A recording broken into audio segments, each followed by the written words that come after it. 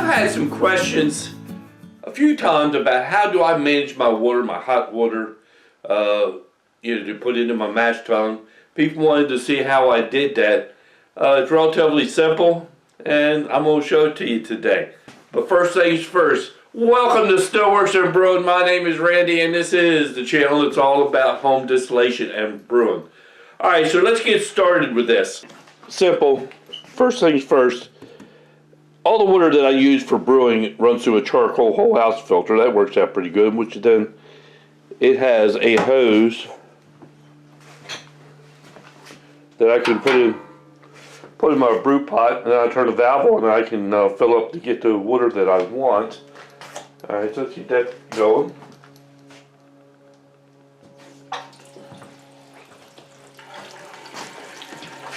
So, I got good filtered water, and I'm so lucky I'm on excellent well water, which it tastes fantastic, so I'm pretty lucky in that department.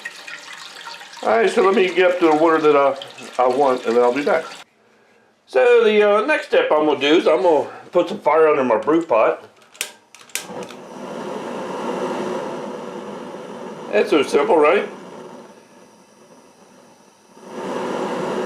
I'm going to just turn it down so you can hear me.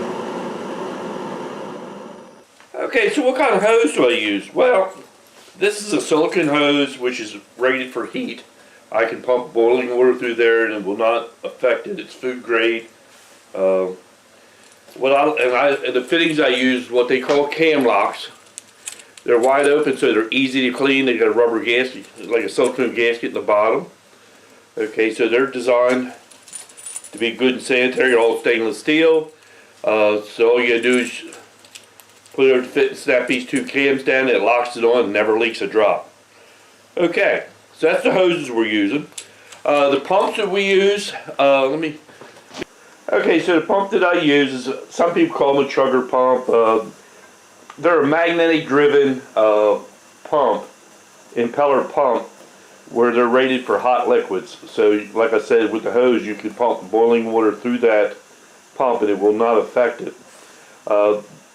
The inlet is on the bottom, and then up on top here you got a valve to regulate the flow, and sometimes you need to bleed the air off. So I got a little air bleed valve right here to bleed the air off, and then like I said before, you got a ball valve to regulate the flow.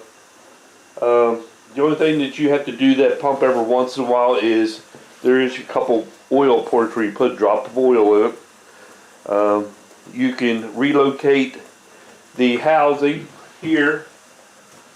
You can orient it different ways. I have it that way so once I turn it off and unhook the hoses, all water drains out of it so it don't freeze. Okay? Alright, so you got the hose, you got the pump, you got our brew pot. How do we connect it up? Alright, let's move on to that. Of course, the first connection would be on the brew pot. All you do is you slide that over that fitting, snap your cam locks down, and then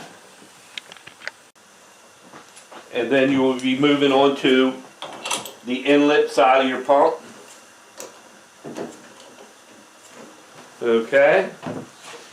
And then the next hose would be on the outlet.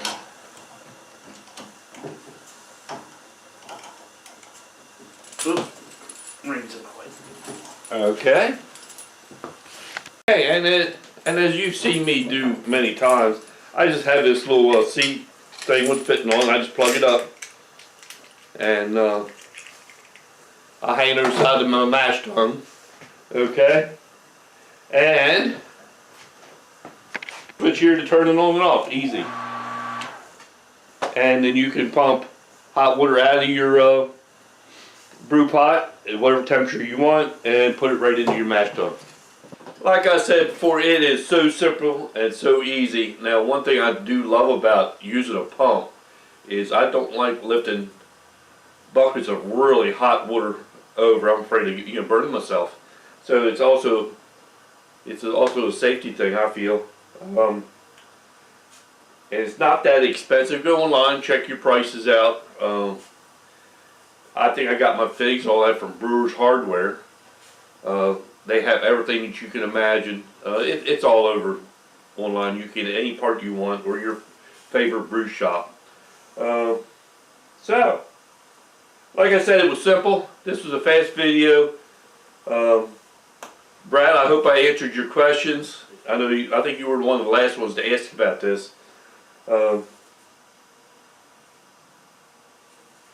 I guess the last thing I got to say, hey, thanks for stopping by, and we'll see you next time.